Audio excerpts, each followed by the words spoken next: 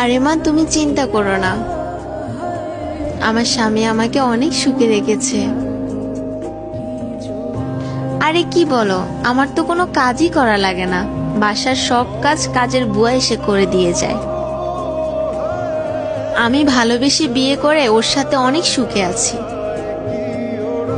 ও তো আমার কোনো ইচ্ছাই অপূর্ণ রাখে না, সব ইচ্ছা পূরণ করে। তুমি আমাকে নিয়ে চিন্তা করো না, আমি অনেক সুখে আছি।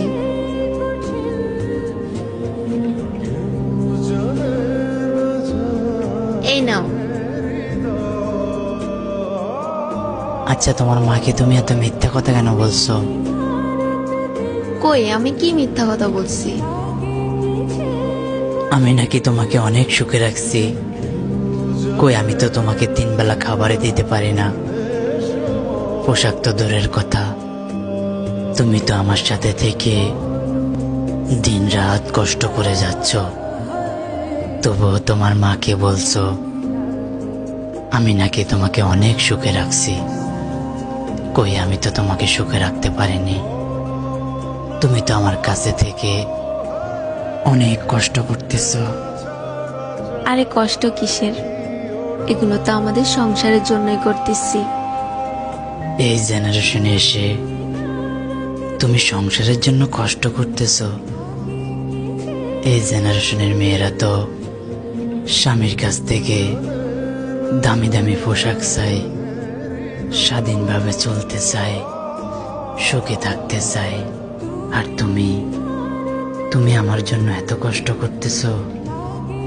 আরে কষ্ট কিসের, যেখানে তুমি আমাকে ভালোবাসো, সুখ দুঃখে আমার পাশে থাকো। আসলে প্রতিটা মেয়েই চায় তার জীবনে এমন একজন মানুষ থাকুক যে কিনা তাকে বুঝবে, তাকে বুঝাবে, তাকে কখনো ছেড়ে যাবে না। যে তার স্বামীর কষ্ট বোঝে না, তার স্বামীর পাশে থাকে না, সে কোনো ভালো স্ত্রী হতে পারে না। সত্যি আমি অনেক ভাগ্যবান যে আমি তোমার মতো একটা স্ত্রী পেয়েছি। তবে আমি তোমার কাছে কিছুই চাইব না, আমি শুধু চাইব তুমি কখনোই আমার হাতটা ছেড়ে যেও না। তুমি সবসময় এইভাবে আমার পাশে থেকো, দেখবে তোমাকে একদিন আমি রানী করে রাখবো। আসলে একটা পুরুষ সফল হতে তেমন কিছুই লাগে না, যদি তার স্ত্রী পাশে থাকে। আমি চাই সব স্ত্রী তোমার মতে এইভাবে স্বামীর কষ্ট বুঝুক।